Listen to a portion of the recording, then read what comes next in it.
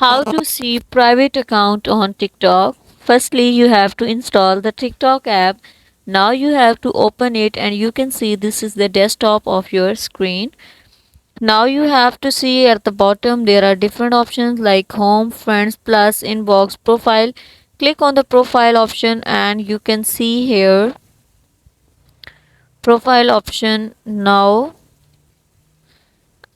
before to check your account is private or not, just make sure watch the complete video and follow each step carefully to avoid forgetting anything and making mistake. At the top you can see here there is an option of private account. You can see here private account.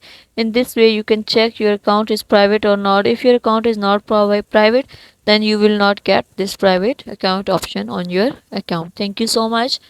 That was all. Please consider showing your support by commenting, liking, sharing, and subscribing to our channel for more valuable content in the future.